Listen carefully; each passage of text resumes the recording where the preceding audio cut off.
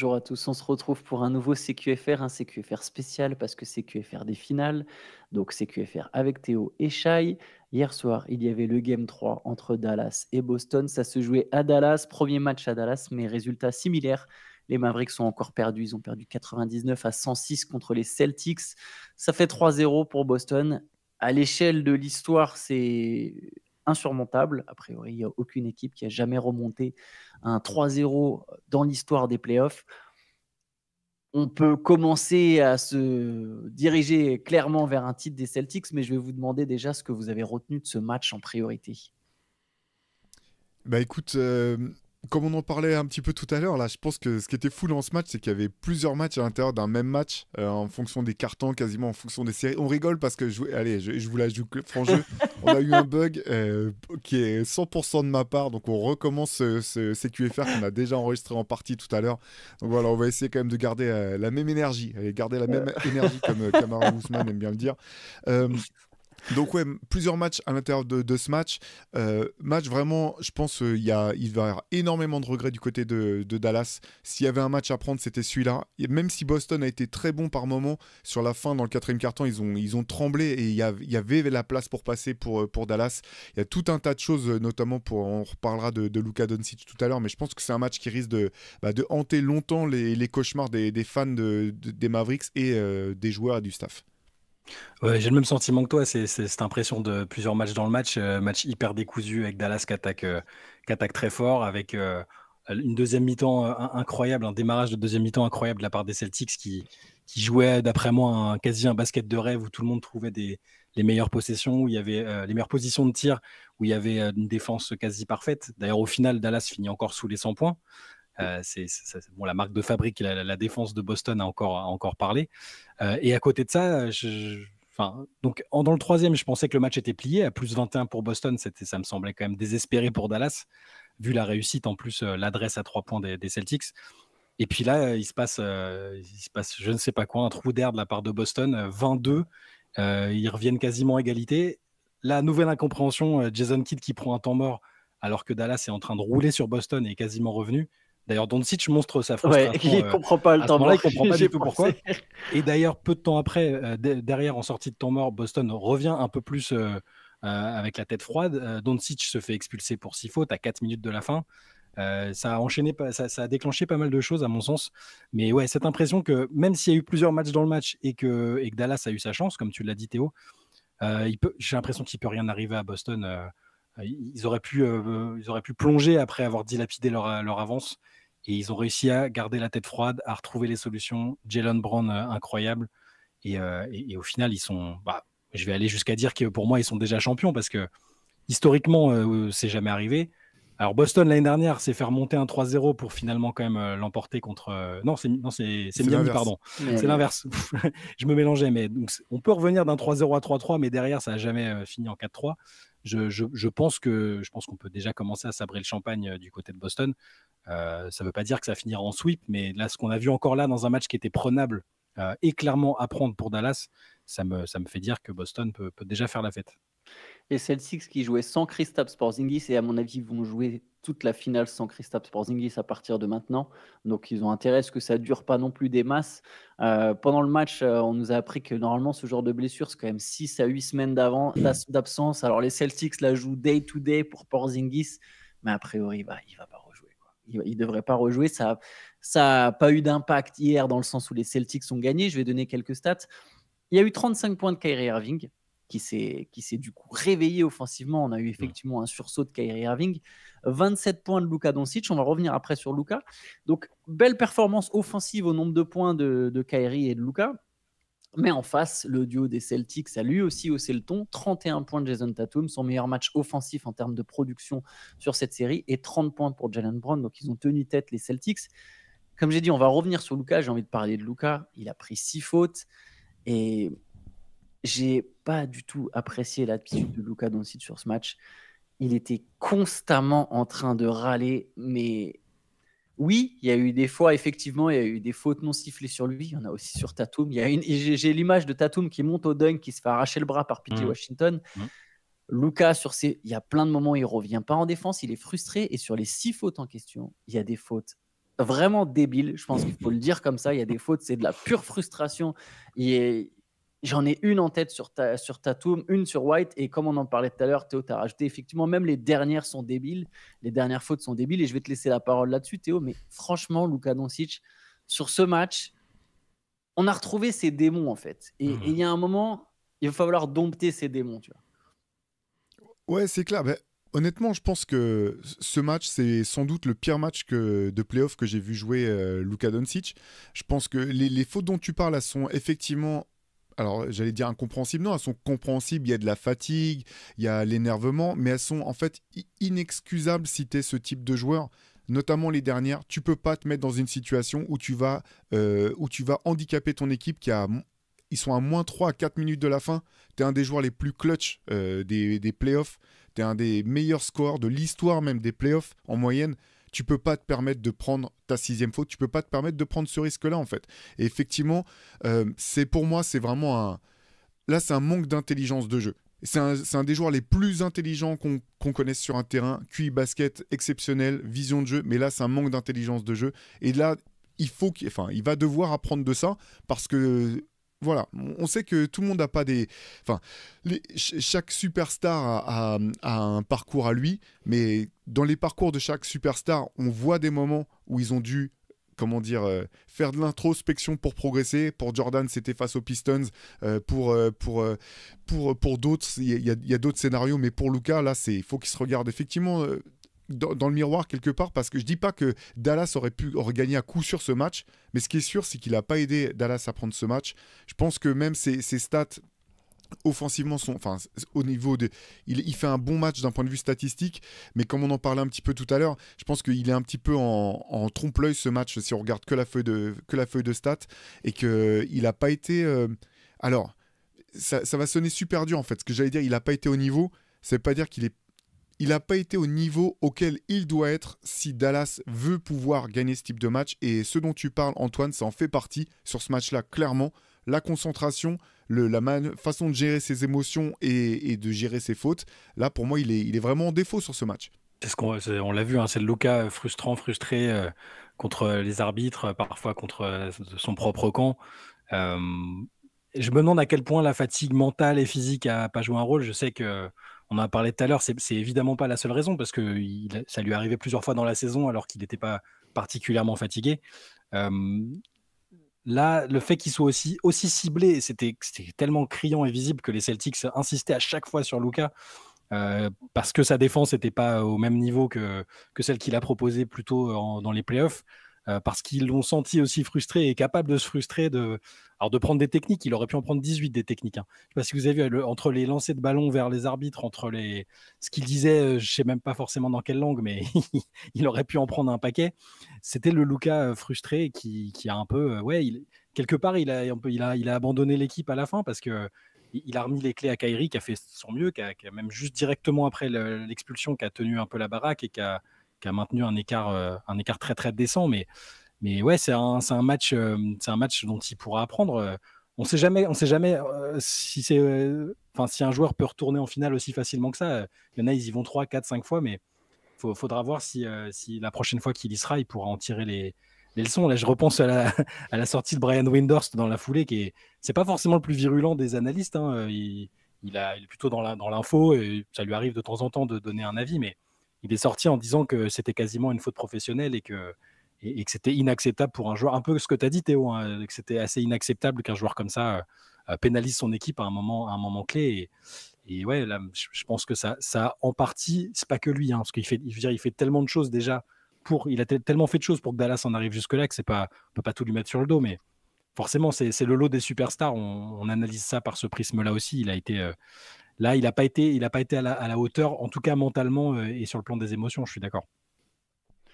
Oui, peut-être même dans le jeu d'une certaine manière. Je voulais vous parler d'une stat. Les Celtics et les Mavericks ont mis autant de paniers hier soir, 38 chacun. Dallas a gagné la bataille du rebond. Dallas a perdu moins de ballons. Dallas a mis un lancer franc de plus. Et malgré ça, il y a une défaite de 7 points. Parce que Dallas a marqué 9 paniers à 3 points, les Celtics en ont mis 17. Alors, je ne veux pas juste jouer au jeu des mathématiques en mode, ouais, encore une fois, les 3 points des Celtics. J'aimerais parler de la construction du jeu, parce que oui, on reproche, mais on trouve chiant que les Celtics ils prennent beaucoup de 3 points, etc. Mais il y a un truc qui me frappe, et ça dépasse le cadre de ce Game 3, c'est vraiment une leçon, je pense, sur les 3 premiers matchs des finales. C'est la manière dont les Celtics trouvent leur tir et la manière dont les Mavericks trouvent leur tir. On a souvent dit Jaylen Brown, Jason Tatum, ils jouent peut-être tête baissée, c'est pas des playmakers, etc. Ils jouent des ISO, bien sûr. Tatum en prend, des step back three. Ça nous fait marrer parce qu'il y a ce moment dans le match où il est mic'd up et il parle à ses coéquipiers. Il dit, ouais, les gars, il faut qu'on arrête de prendre des tirs à 3 points en step back. Et il dit, moi aussi, myself included, alors que le mec est le seul qui prend des step back à 3 points dans son équipe. Donc, c'est quand même très ironique, très comique. Mais bref, effectivement, Tatum, ça lui arrive. Mais dans l'ensemble, je trouve que Brown, Tatum jouent très juste. Et les Celtics jouent très juste. Et les Celtics trouvent des très bons tirs. Mazzulla met vachement l'accent là-dessus. Pareil, lui aussi était mic'd up. On a entendu ça quand il en parle. Les Celtics trouvent plein de bons tirs. Et ça explique aussi pourquoi ils prennent plein de 3 points. Parce qu'ils ont plein de possessions ouvertes. Parce qu'ils font bien circuler la balle. Il y a un drive qui mène à une passe, qui mène à une extra passe. Il y a plein de séquences comme ça. Il n'y a pas que ça. Il y a des moments plus laborieux. Mais il y a quand même plein de séquences comme ça. Alors que du côté de Dallas, et je vais te laisser la parole là-dessus, Théo, on en vient à Luka qui porte souvent beaucoup le ballon et on a à chaque fois le sentiment que c'est contre-productif. Toi, notamment le premier, tu milites pour du rythme. Dallas a mis du rythme au début de match. Il y a eu 22-9, puis 25-12. Ils ont eu 13 points d'avance. Puis voilà, ça a recommencé à jouer lentement, à ralentir la balle, jouer beaucoup d'ISO. Et ben forcément, ça amène des tirs beaucoup plus compliqués pour les Mavericks. Et franchement, depuis le début des finales, c'est comme ça. Ouais, bah, je suis tout à fait d'accord avec ce que tu viens de dire, Antoine. Moi, je reviens tout le temps à cette histoire de rythme du côté de Dallas. Je pense que, vu les athlètes qu'il y a autour de Kyrie, oui, et de Luka, quand Dallas met du rythme, c'est une équipe qui a été intenable en fait jusqu'à ce stade de la saison, enfin des playoffs, intenable. Et le début de match dont tu parles, ils mettent énormément de rythme, ils sont devant. Quand ils reviennent dans le 4e quart-temps, ils remettent du rythme, ils repassent devant, ce qui se conjugue avec un énorme craquage dans l'attention de Boston, notamment défensivement. C'est vraiment défensivement qui pêche Boston à ce moment-là. Et là, j'ai trouvé que c'était vraiment tous les travers. Alors, parfois, je comprends pourquoi Kyrie et Luka portent un peu la balle. Parfois, je trouve même que pendant la saison, même sur le début des playoffs, on en faisait un petit peu trop avec le côté ils phagocytent le reste de leurs coéquipiers, parce que je trouve que c'était pas toujours vrai. Mais dans le cas précis de ce match, je pense que c'est vrai, ça a vraiment été le cas, et que PJ Washington qui fait un très bon match, je trouve. Encore une fois, pas simplement d'un point de vue statistique, mais dans le punch en fait. Quand il joue fort. Même à un moment, il y a un rebond défensif qui est contesté. Il va le chercher, il l'arrache des mains des Celtics.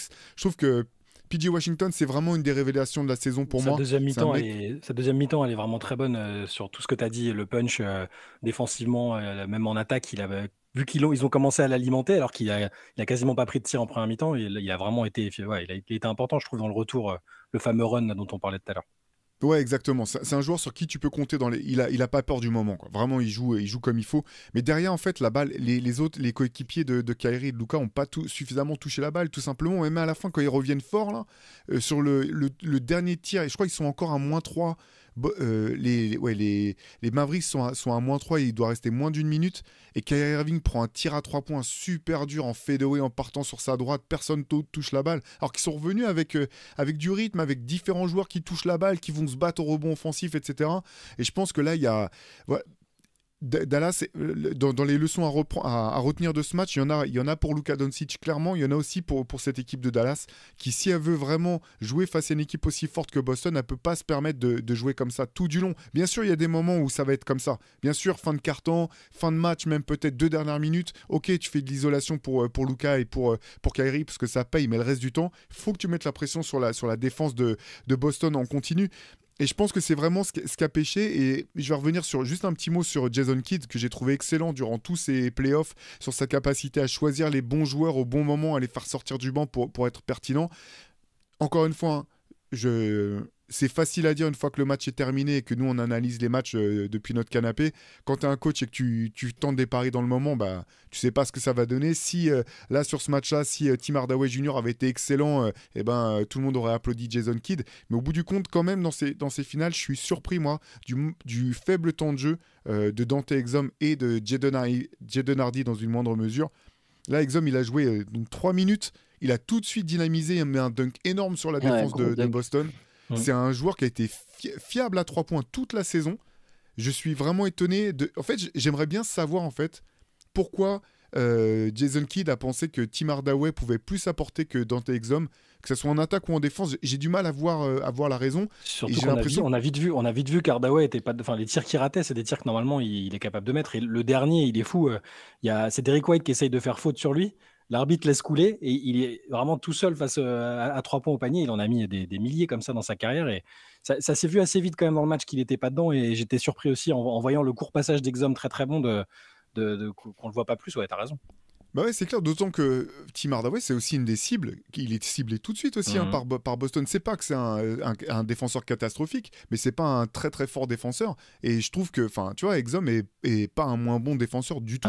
Et il apporte plus de création potentiellement que Tim Hardaway. Enfin, tout ça pour dire, j'ai l'impression que globalement, Dallas décidément a pas suffisamment fait confiance à ses coéquipiers et à l'ensemble du groupe. Et c'était intéressant à un moment, quand on entendait Joe Mazzulla, il n'arrêtait pas de dire faut qu'on continue à jouer comme on sait le faire, qu'on se crée des meilleurs tirs encore, en gros continuer de prendre les tirs à 3 points, mais simplement il faut que ce soit les bons tirs à 3 points, qu'on se précipite pas. Et j'ai l'impression que Boston a gagné aussi en restant sur ce qu'a fait sa force durant toute la saison et tous ses playoffs, et que finalement, même si effectivement cette équipe de Dallas elle repose en grande partie sur Kyrie Irving et sur Luka Doncic, durant ces playoffs, moi ce que j'ai trouvé extraordinaire dans cette équipe, c'est qu'elle a pu compter sur un groupe large qui a été performant, et j'ai l'impression qu'ils sont un peu éloignés de ça. Mais surtout que là pour Boston, la différence entre les role-players, l'implication des role-players de Boston et de Dallas, là, elle a été criante aujourd'hui, parce que quand on voit l'impact de Sam Hauser en sortie de banc, qui met 3 paniers à 3 points,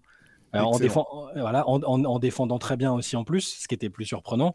Xavier Tillman, parce que voilà, on a juste évoqué l'absence de Porzingis, mais on en parlait dans les autres CQFR. On se disait, bon, est-ce que ça va pas changer la donne? Est-ce que ça va pas permettre à Dallas de jouer plus sur ses forces et tout? Et Tillman, sur le temps de jeu qu'il a, défensivement, il a été très bon. Il a gêné Doncic plusieurs fois. Il lui a fait rater des tirs que Doncic ne rate pas habituellement. Il met son tir à 3 points dans le corner, son premier tir tenté des playoffs à 3 points. Le banc exulte et bon, du coup derrière ils se sont un peu relâchés, mais tu vois, les role-players, en dehors de Pritchard qui a fait un passage assez anecdotique, il était bon il a beau été bon en défense. Il a défendu, voilà. C'est vrai, faut préciser, offensivement il a été anecdotique alors que c'est plutôt sa force. Les deux autres ont été hyper impactants et on leur a fait confiance en fait. On leur a fait confiance là où les joueurs des Mavs dont tu parlais n'ont pas eu cette confiance accordée par ou Jason Kidd ou Doncic chez Kyrie. Ça a aussi fait la différence, je trouve. Sam Hauser, il a le plus gros plus-minus de tout le match, plus 16. Il a été excellent. Il a été vraiment excellent, Sam Hauser. Mazzulla n'a pas menti quand il a dit que Sam Hauser était un bon défenseur. Il a vraiment été très bon. Je doutais, je lève la main parce que je doutais quand même, mais là, il a été excellent. Rien à dire. Et tu vois, Sam Hauser, c'est pas un meilleur joueur que les role-players de Dallas. Xavier Tillman, c'est pas un meilleur joueur que les role-players de Dallas, et Peyton Pritchard non plus. Et c'est il faut saluer le leadership au final de Mazzulla, de Tatum, de Brown, évidemment sans doute aussi de Holiday et White, mais il y a un truc quand même dans cette équipe des Celtics que personnellement j'avais pas senti venir, c'est l'atmosphère globale. Tu sens que Sam Hauser, il est encouragé à jouer comme ça. Tu vois, je pense que même s'il rate 4 tirs de suite, on va lui dire de continuer à shooter. Peut-être que c'est le cas aussi à Dallas, mais en fait à Dallas, si tu rates 3 tirs de suite, on ne passe plus la balle. En fait, si tu rates 2 tirs, tu rentres plus. Tu vois, il y a un peu un truc comme ça. Alors Tim Hardaway continue à jouer, mais tu vois, Jaden Hardy, j'ai l'impression que s'il veut jouer, faut qu'il se monte sur ses minutes directes, parce que sinon en fait il revient pas sur le terrain par la suite, en tout cas sur ses finales. Alors que moi je l'ai trouvé très intéressant aussi contre Minnesota. Exum, je suis comme toi, je comprends pas du tout pourquoi il n'est pas utilisé, parce que Exum en plus, il y a quelque chose qu'il a acquis en Europe, c'est la gestion des grands moments. Il a commencé sa carrière, oui, en NBA, il a joué au Jazz, c'était anecdotique, etc. Mais en Europe, il a quand même joué des matchs avec le Partizan dans des salles bouillantes, il a joué des matchs d'Euroleague. Tu sens qu'il n'a pas peur. Hier, son entrée, elle est percutante. Effectivement, c'est un joueur qui pourrait être intéressant. Il met du rythme. Il est bon balle en main, Exum. Et en plus, il a fait des progrès à 3 points. Mais balle en main, Exum, à la base, c'est quand même un mec qui a été pris en 5e position à la draft parce qu'il y avait cette capacité théorique à créer des différences balle en main, parce que c'est un joueur athlétique. Oui, il le fera jamais au niveau d'une star, mais il est capable. Il est pas, voilà, intrinsèquement, c'est pas des joueurs moins forts que Sam Hauser, mais ils sont pas impliqués de la même manière, comme vous l'avez dit. Il y a un truc global, et ça m'amène à Jaylen Brown et Jason Tatum. Alors oui, la victoire embellit tout, et du coup, on est forcément impacté par le fait que les Celtics sont sur le point d'être champions NBA, mais Tatum Brown, chapeau quand même. J'ai vraiment chapeau à ces mecs-là. La manière même dont eux se soutiennent entre eux, ça se voit qu'ils ne sont pas les meilleurs amis du monde. Tu vois. Ça se voit que ce n'est pas des mecs qui traînent ensemble en dehors des terrains. Je pense qu'ils n'ont pas les mêmes cercles, ils n'ont pas les mêmes amis. De la même façon que Luka et Kyrie n'ont pas les mêmes amis, mais il y a un truc entre eux, il y a un respect, tu sens le respect dans le jeu. Et souvent, on a dit, ouais, ils n'ont pas cette symbiose sur le terrain. Alors moi, je trouve qu'ils l'ont de plus en plus. Ouais. J'ai vu l'évolution. C'est-à-dire qu'ils ne l'ont pas toujours eu, c'est vrai, mais je trouve qu'ils l'ont de plus en plus. Et sur ce match, il y a plein de moments. Une passe de Tatum pour un panier de Brown, une passe de Brown pour un panier de Tatum. Ils se font un signe, il y a un truc, tu sens qu'il y a quelque chose. Il y a une maturité. Oui, les Celtics se relâchent, et c'est un vrai problème. Les Celtics se relâchent dès qu'ils sont devant. Et il faudra voir, il ne faudra pas qu'ils se relâchent à 3-0 parce qu'ils n'ont pas de Porzingis. Mais tu sens qu'il y a quand même un moment où on se dit, ah, maintenant c'est à nous. Et ouais, je ne sais pas, je crois dans un CQVR, j'avais dit, j'ai l'impression que les champions, à un moment, tu finis toujours par trouver quelque chose de beau en eux. Et vraiment, il y a quelque chose qui commence à se dégager dans cette équipe des Celtics, peut-être parce qu'elle se rapproche du titre, et peut-être que je suis juste influencé, mais voilà, ce que font Tatum et Brown, ça me plaît. Honnêtement, je commence à avoir une forme d'admiration pour ce duo, en tout cas pour ce qu'ils font sur ces finales, et ça me fait plaisir de les voir jouer ensemble et de les voir se respecter. C'est des trucs tout bêtes, tu vois, mais ça va sur cette atmosphère globale de différence, de confiance entre les deux groupes. Il y a un abandon de l'ego déjà chez Tatum parce que c'est celui qui est identifié comme la star. Ça se voit dans le jeu, ça se voit dans sa communication, et c'est pas fin là pour le coup. Je pense qu'il se dit c'est le moment, il faut peu importe si je suis MVP des finales, si on considère que j'ai raté beaucoup de tirs. Dans ce match ça a été assez correct, hein, ça a été même très très fort en première mi-temps, mais globalement il a été historiquement maladroit pour un joueur en finale NBA au niveau du pourcentage. Et malgré ça, il arrive encore à faire d'autres trucs sur le terrain, à défendre bien, à lâcher la balle. Et c'est cette capacité à passer le témoin à Jaylen Brown quand il y a besoin qui fait qu'aussi ils ont été aussi forts. Parce que, bon, là, je pense qu'à l'instant T, je pense que Jaylen Brown est MVP des finales. Pour tout ce qu'il fait pour la défense. Il était énorme, là. Il a été sur ce match-là. La défense, son niveau défensif est très, très, très élevé. En attaque, il fait des trucs aussi il y a tout dans la panoplie, hein. C'est-à-dire qu'il y a les drives un peu furieux avec un dunk énorme là aussi pendant leur gros run. Il démarre et il claque un truc d'une puissance assez folle. Il met des tirs très compliqués aussi, une espèce de fadeaway très bien défendu par je sais plus qui tombe vraiment en switch. Enfin, il est admirable lui aussi. Lui, il a vraiment, j'ai l'impression, atteint sa plénitude. Il s'exprime parfaitement. Et là, pour moi, c'est lui le MVP des finales. Il avait déjà été décisif en playoff plus tôt, hein, faut pas oublier.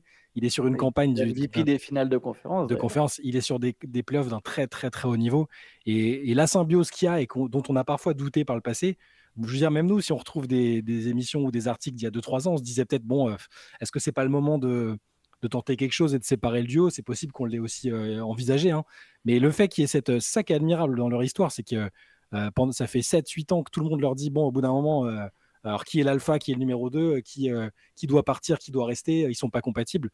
Ils ont, à de très rares exceptions où on a senti de la frustration, c'est chez Jaylen Brown parce qu'il était dans les rumeurs de transfert. Antoine, tu l'as dit l'autre jour, il était à chaque fois, c'était l'argument majeur d'un éventuel trade pour KD, pour d'autres.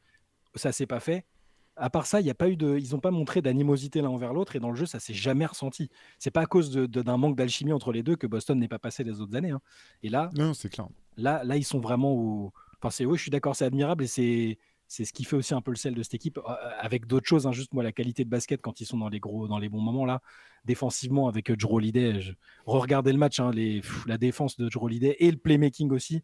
On parlait avant là tout à l'heure de sa passe exceptionnelle main gauche pour Derrick White. Franchement, je suis resté, je l'ai remise 3 fois à la passe parce que je l'ai trop. Au début, je me dis, mais qu'est-ce qu'il voulait faire? Et puis quand tu vois le ralenti vraiment rapproché, c'est juste une passe d'une qualité folle, quoi. Bref, voilà, sur Tatum et Brown, je suis d'accord avec toi, Antoine, c'est admirable. Le gainage de Jrue Holiday, je pense que c'est niveau all world, n'importe quel sport, tout sport confondu, quoi. Ouais. Mais ouais, non, sur Brown, ouais, Brown, franchement, il a été excellent en deuxième mi-temps. C'est vraiment, voilà, très fort. 8 passes décisives pour un mec qui a comme longtemps été justement critiqué pour son manque de capacité à créer le jeu. Pour ce que tu dis ce que vous dites toutes les deux là, de leur relation, en fait.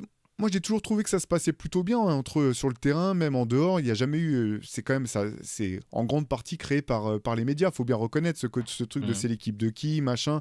Même au sein d'une équipe, au bout du compte, je sais pas si les gens se posent forcément ce type de questions, quoi. Sauf si tu as deux mecs qui sont à fond. Je repense aux Lakers de Kobe et Shaq parce que les mecs ont cette personnalité où il fallait qu'on sache de qui c'est l'équipe. Ce qui fait la particularité de Brown et de Tatum, c'est qu'en fait, c'est deux joueurs très forts qui ont alors, ils ont des talents qui sont pas les mêmes, mais qui sont quand même relativement similaires, et que c'est dur, en fait. Tu peux pas vraiment créer du jeu à deux, en fait, en disant, on va les faire jouer ensemble, et ça va nous créer des décalages, justement parce qu'ils sont sur les mêmes postes.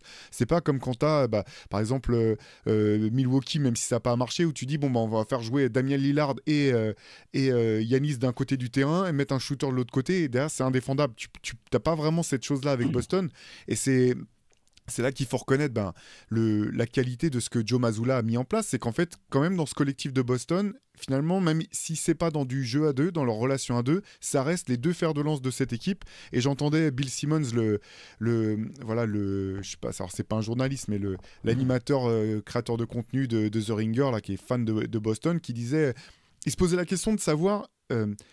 En fait, quelle est la personnalité d'une équipe, et il disait, voilà, il prenait des équipes championnes et il disait, voilà, ça c'est la personnalité de l'équipe, c'était ça, et il disait pour Boston, la personnalité c'est Brown et Tatum, en fait, t'as pas forcément un mec comme par exemple Dallas où tu dis, c'est Luka et Kyrie, mais c'est Luka d'abord et Kyrie en deuxième. Finalement, Boston, c'est Brown et Tatum, mais c'est 1A, 1B, et ça peut changer d'un match à l'autre. On est tous d'accord, je pense, pour penser que Tatum a le plus de talent que Brown.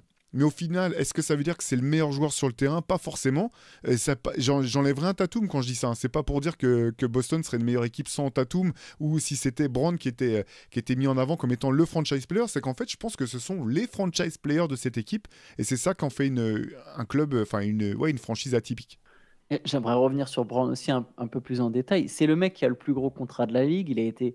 Là, si je te demande de citer les 15 meilleurs joueurs de la ligue, bon, évidemment, il y a eu le match, mais en fait, très rarement, on va citer Jaylen Brown. Il ne va pas venir dans les 15 premiers. Très peu de moments où on va aller parler de lui dans les 15 premiers. Et pourtant, sur ces finales, tu te dis, mais en fait, c'est un des meilleurs joueurs du monde.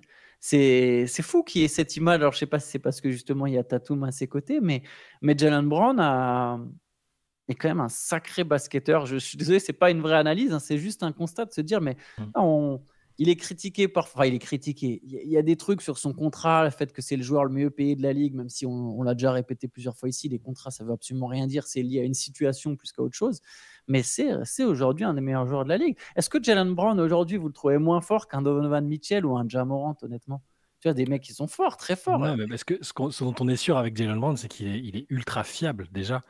Il est fiable. C'est pas un joueur qui est souvent blessé. C'est un joueur qui va toujours mettre ses points et qui a un niveau défensif qui est constant, qui fait pas de vagues, pas particulièrement de vagues sur le terrain ni en dehors, enfin à de très rares exceptions. C'est un joueur ultra fiable, et c'est aussi une qualité chez les stars. On le verra peut-être jamais comme numéro 1 d'une franchise. Ce serait intéressant de le voir dans un autre contexte, sans l'excellence qu'il y a autour et un joueur comme Tatum et tout ça. Moi, ça m'intéresserait de voir l'expérience, surtout là s'ils arrivent à gagner le titre ensemble. Mais ouais, là à l'instant T, je pense que ouais, tu peux le mettre dans le top 15 sur le côté all-around. Il est ultra complet maintenant. Après, en fait, finalement, il a comme Tatum, tous les deux, leur cote, elle est un peu diminuée à cause de la force de cette équipe, quoi. Il y a un côté un peu à la... Quelque part, alors c'est pas du tout la même construction, mais un peu à la Spurs où même aujourd'hui, on a beaucoup de mal à évaluer le niveau effectif de joueurs qui étaient aux Spurs de la grande époque, je veux dire, avec Tim Duncan et compagnie. C'est pour ça qu'il y a toutes ces questions autour de Tony Parker. Est-ce qu'il, au bout du compte, est-ce qu'il était meilleur que Nash ou Chris Paul? Enfin, en fait, tu peux jamais savoir parce que tu te demandes toujours, est-ce que c'est le talent de ces joueurs qui faisait que l'équipe était aussi forte, ou est-ce que c'était parce que l'équipe était aussi forte que ça mettait en valeur ses joueurs? Je pense que pour Tatum et Brown, il y a vraiment ça, mais moi je suis d'accord sur ce que tu dis en termes de constance pour Brown, en fait, et enfin, tu sais ce qu'il va t'apporter. Alors tu sais, bien sûr il va peut-être y avoir des balles perdues, bien sûr il va peut-être y avoir des tirs ratés, mais ce mec-là, en fait, il est tout le temps en attaque. Il est tout le temps, même en défense, il est en attaque. Il attaque la balle, et c'est jamais un mec qui est sur le reculoir, en fait. Et ça, c'est précieux. Et à la fin du match, quand il y a le moment de... Voilà, quand Boston laisse plus ou moins le match... est sur le point de laisser peut-être le match lui échapper, bah, c'est lui qui remet du punch derrière. Il remet un tir à 3 points très fort. Il met le panier à 1 minute de la fin. Et c'est là qu'il a douché les espoirs de Dallas, je trouve. Et tu le vois, il est imperturbable. Enfin, je sais que l'apparence du visage peut être trompeuse, mais... La caméra passe sur lui, il est imperturbable avant le tir, après le tir, il n'a pas bougé. Tu le vois en conférence de presse, au micro après le match. Il est pareil. D'ailleurs, il commence par complimenter Jason Tatum pour son bon début de match. Moi, j'ai toujours beaucoup aimé Brown. J'ai trouvé quand même que l'année dernière, il y avait eu une petite baisse défensive, mais cette année, il est revenu. Dès le début de la saison, il fait sa meilleure saison défensivement. Et là encore, sur ses finales, il est énorme. L'année dernière, c'est parce qu'il avait fait ses sessions de plongée sous-marine, de muscu sous-marine, vous vous rappelez là. Depuis qu'il a arrêté, il est redevenu ce qu'il aurait dû être. Voilà. C'est une très belle allez voir les images.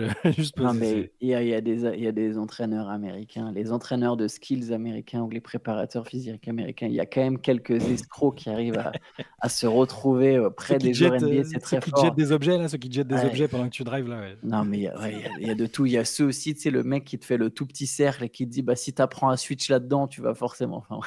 Ouais. Il y a de tout. C'est assez comique.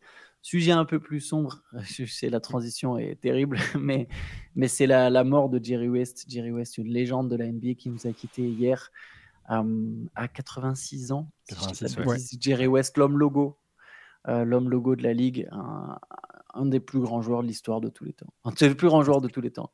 Est-ce qu'on ne peut pas dire même, si on étend au hors-terrain, est-ce que ce n'est pas le plus grand de Jerry West en fait? La question peut se poser parce que c'était un joueur formidable, c'était un Hall of Famer. Et en dehors, alors il a eu, comme coach, il a fait qu'une expérience très courte aux Lakers, mais ils ont été à chaque fois en playoff. Mais il était contraint et forcé, hein. Il voulait pas contraint et forcé, il voulait pas du tout. Ouais. C'est ça. Mais sur le hors-terrain, en tant que dirigeant, c'est totalement fou à quel point il a impacté la ligue. Le gars, il est à la base de 8 titres avec des franchises différentes. C'est lui qui a participé à la construction des Showtime Lakers. C'est lui qui a drafté Kobe, qui a réussi à faire venir Shaq. C'est lui qui a été aussi, en partie, hein, il était plus dans un rôle de conseiller, mais les Warriors qui ont été champions, il était aussi dans le front office. Enfin, c'est un mec, c'est invraisemblable l'influence de ce mec-là. Comme joueur, c'était déjà une légende. Hein. C'était déjà 9 finales, une seule gagnée, mais 9 finales quand même. Ça a été le seul MVP des finales d'une équipe qui n'a pas gagné le titre. C'était un joueur ultra complet aussi, hein. C'est-à-dire qu'il a été dans des meilleurs 5 défensifs, c'était un bon shooter, meilleur scoreur, meilleur passeur. Enfin, c'est une légende totale, légende parmi les légendes. Moi, j'ai titré l'article comme ça hier parce que c'était un mec incroyable. Ouais, t'as raison. Je rajoutais dans sa liste de choses comme j'aime, c'est lui aussi qui a fait coacher Pat Riley. Hein. Oui. C'est lui qui lui a donné l'opportunité d'être assistant aux Lakers, puis être coach des Lakers. De toute façon, il va y avoir il y aura une flopée d'anecdotes, d'histoires et de preuves qu'il a marqué la ligue et plusieurs équipes. Il a eu un passage aux Grizzlies aussi, dont on se souvient à peine, mais il y a plein de choses où c'était un mec fascinant à écouter parce que il y avait à la fois une forme d'humilité. Tu vois, c'est pas un mec qui se met en avant. D'ailleurs, dans le projet dans l'histoire des Warriors, on l'a pas trop entendu, tu vois. Et à côté de ça, c'était vraiment un peu un gangster, pas dans le mauvais sens du terme, mais là récemment, je sais plus sa citation où il disait vous la racontez en disant que vous étiez des dogs. Moi, j'étais un loup, je les mangeais les dogs.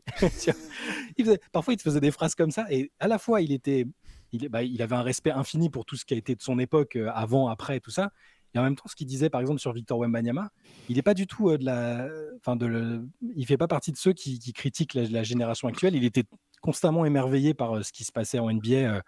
Il avait encore un rôle de conseiller aux Clippers d'ailleurs. Il était encore dedans. Hein. Donc c'est un mec qui, voilà, ça m'a beaucoup attristé parce que déjà je savais pas que son état de santé était précaire. Je l'avais trouvé fatigué dernièrement, mais comme beaucoup de gens de son âge, et c'était un peu soudain. Et je pense qu'on a vraiment, vraiment perdu un mec absolument unique et qui a été peut-être aussi important que des types comme. Il n'y en a pas beaucoup, je pense, en fait, qui ont été aussi importants que lui. Un Bill Russell, par exemple, Jerry West, pour moi, son empreinte sur la ligue, elle est digne d'un mec comme ça. Yes, je vous pardon, vas-y Théo, je sais pas si tu voulais rajouter quelque chose. Non, j'aurais juste une touche, mais effectivement, je pense que c'est la preuve en fait que ce mec-là, donc qui a été surnommé Mr. Clutch, qui a perdu 8 des 9 finales NBA qu'il a disputées, c'est pour montrer aussi à quel point l'état d'esprit a changé autour du sport aujourd'hui par rapport à l'époque, et aussi à quel point c'était un très grand joueur, parce qu'effectivement tous les mecs de son époque te disent que à quel point c'était un joueur extraordinaire. Son palmarès est dingue quand tu prends effectivement en tant que joueur et ensuite en tant que bâtisseur de franchise. Et ce que j'ai beaucoup aimé, je fais référence à ce que tu disais, Shai, là, c'est que ça n'a jamais été un de ces anciens joueurs à dire ouais, c'était mieux de mon époque, les joueurs de maintenant ils ont plus ci, ils ont plus ça.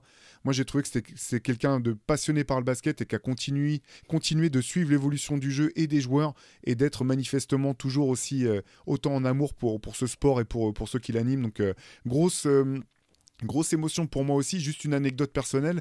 Il était venu, alors ça remonte, hein, c'était ça n'existe même plus, mais maintenant c'était cette compétition qui s'appelait la Semaine des As, qui se jouait dans le championnat de France. Il était venu à Pau l'année où Mike Pietrus et Boris Diaw ont été draftés pour superviser un petit peu les voir en vrai. Il a été présenté au public, et en fait c'est un mec qui avait un aura particulier. C'est quelque chose qui s'explique pas forcément, mais je me rappelle encore aujourd'hui, ça m'a fait quelque chose de me dire, putain, c'est Jerry West, quoi. C'est le logo, c'est la légende de l'époque, tu vois. Même si t'es dans la salle, dans une grande salle, et t'es de l'autre côté du terrain, tu le vois pas bien, c'est vraiment quelqu'un qui avait cette aura et cette simplicité dont tu parlais, Shai. Voilà, je pense que là, l'hommage hier en ouverture du match était très beau, très classe. Limite, ça aurait eu encore plus de sens que ça se passe à Boston, vu leur longue joute. C'est quand même quelqu'un qui pouvait plus voir la couleur verte, ne supportait plus le vert, hein, tellement il avait perdu contre les Celtics. Donc je pense qu'il y aura d'autres hommages, en tout cas. Voilà. On va s'arrêter là-dessus, les gars. Cet après-midi, sur la chaîne, il y aura le replay de la late session. On se retrouvera demain pour un CQFR avec Shai. Et le prochain match, si je ne dis pas de bêtises, c'est dans la nuit de vendredi à samedi. C'est ça. C'est ça. Game 4, avec la possibilité pour les Celtics de finir champion, ou pour les Mavericks de au moins sauver l'honneur en attendant de rejouer derrière un Game 5 à Boston. Sur ce, bonne journée à tous. Ciao, ciao. Ciao.